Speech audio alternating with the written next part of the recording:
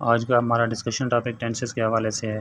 Tense का मतलब होता है टाइम, यानी कि वक्त की बात हो रही होती है कि कोई काम किस वक्त में परफॉर्म हो रहा है, उसको इंडिकेट करने के लिए टेंसेस का इस्तेमाल किया जाता है।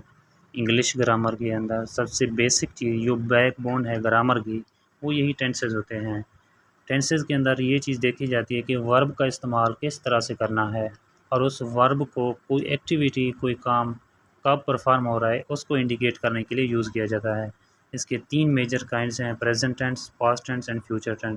प्रेजेंट इंडेफिनिट टेंस और simple present tense is used to talk about something that is currently going on, something that is habitually performed और स्टेट दैट जनरली और करंटली एग्जिस्ट। इसका मतलब ये कि फ़िलहाल मतलब एक ऐसा ज़माना होता है जिसमें मौजूदा वक्त में कोई काम हो रहा है। उर्दू में इसकी पहचान ता है, ती है और ते हैं होती है। स्ट्रक्चरल फार्मूला इंग्लिश में देखा जाए तो subject plus verb plus subject आता है। फर्स्ट फॉर्म ऑफ वर्ब इस्तेमाल की जाती है। ही, शी, इट और एनी सिंगुलर नाउन के साथ एस टी एस का एडिशन किया जाता है। I, we, you and they के साथ एस टी एस का एडिशन नहीं होता, just first form of verb इस्तेमाल की जाती है। Nadia lives in Spain, she drives a taxi, इनके एग्जांपल्स हैं। नेगेटिव की बात की जाए तो एस टी एस जहाँ आते हैं उनके साथ डज लगता है, जिनके साथ just first form of verb आती है तो उनके साथ डू नॉट लगता है। अगर इनको इंटेरोगेटिव में ले आएँ तो डू और डज स्टार्ट में आ जाते हैं, शुरू में आ जाते हैं, बाद में सब्जेक्ट आता है प्लस वर्ब प्लस सब्जेक्ट। उसका प्रेजेंट कंटिन्यूअस टेंस, प्रेजेंट की ये सेकंड फॉर्म है। The present continuous tense is used to talk about the ongoing actions, events और condition that are still not finished. फ़िलहाल जारी से कहते हैं। इसका मतलब ये है कि मौजूदा ज़माने में कोई वाक़या, कोई काम, कोई हालत अभी तक मुकम्मल नहीं होती, बल्कि वो काम अभी जारी होता है, कंटिन्यू होता है, इसीलिए प्रेजेंट कंटिन्यूअस टेंस कहा जाता है। उर्दू में पहचान इसकी रहा है, रही है और रहे हैं। Structural formula subject plus helping verb यानी इज़ और एम लगते हैं, plus main verb ING form लगती है वर्ब की।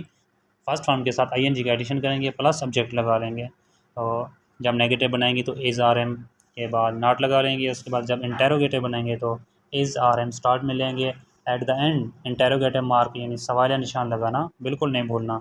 Example, Ali is playing basketball, birds are flying in the sky, I am speaking English. Present perfect tense फ़िलहाल मुकम्मल को कहते हैं। The present perfect tense is used to describe a situation और event that has already occurred but has immediate ramifications, यानी कि मौजूदा ज़माने में कोई काम अगर पहले से मुकम्मल हो चुका है तो रेमिफिकेशन का मतलब यही होता है कि टू यूज़ समथिंग अगेन, किसी चीज़ का दोबारा से इस्तेमाल करना या किसी चीज़ के असरात का होना। तो the present perfect tense can be use to describe experiences and situation that occurred in the past but still have an influence on the present. कोई भी चीज़ जो पहले वाक़ई हो चुकी है लेकिन उसका अभी भी मौजूदा ज़माने में कोई असर है तो उसे फ़िलहाल मुकम्मल कहा जाता है। चुका है, चुकी है, चुके हैं, इसकी उर्दू में पहचान है। इंग्लिश में स्ट्रक्चरल फार्मूला इसका यही है: सब्जेक्ट प्लस हेल्पिंग वर्ब जो हैज़ हैव लगते हैं प्लस वर्ब की थर्ड फॉर्म प्लस ऑब्जेक्ट लगते हैं। नेगेटिव बनाने हैं तो हैज़ हैव के बाद नॉट लगा लेते हैं। अगर इंटेरोगेटिव बनाना है तो हैज़ हैव को स्टार्ट में ले आते हैं, बाकी स्ट्रक्चर सेम रहती है। अगर देखा जाए इनके एग्जाम्पल को, she has not finished her work yet, I have seen that movie twice. और जो हैज़ है ही, शी, इट या किसी भी सिंगुलर नाउन के साथ यानी वहद नाम के साथ इस्तेमाल होता है। और जो हैव है आई, वी, यू, दे और किसी भी प्लूरल नाउन के साथ इस्तेमाल होता है। प्रेजेंट परफेक्ट कंटिन्यूअस टेंस फ़िलहाल मुकम्मल जारी से कहते हैं। The present perfect continuous tense shows the situation that has started in the past and continuous in the present, जो माजी में शुरू होती है और मौजूदा ज़माने तक जारी होती है, अभी ख़त्म नहीं होती, तो उनको प्रेजेंट परफेक्ट कंटिन्यूअस टेंस कहा जाता है। उर्दू में पहचान यही है: ता रहा है, ती रही है, ते रहे हैं, ता रहा हूँ वगैरह के अल्फाज आते हैं। स्ट्रक्चरल फार्मूला इंग्लिश में इसका यही है कि subject plus has have plus been plus verb की first form plus I N G plus object आता है, यानी कि सेंस फॉर का इस्तेमाल भी इनके साथ किया जाता है। टाइम ड्यूरेशन दिया जाता है, देन ऑब्जेक्ट भी दिया जाता है जो ऑप्शनल होता है। तो जब नॉट लगाते हैं हैज़ हैव के बाद लगाते हैं has have plus not plus been लगाते हैं।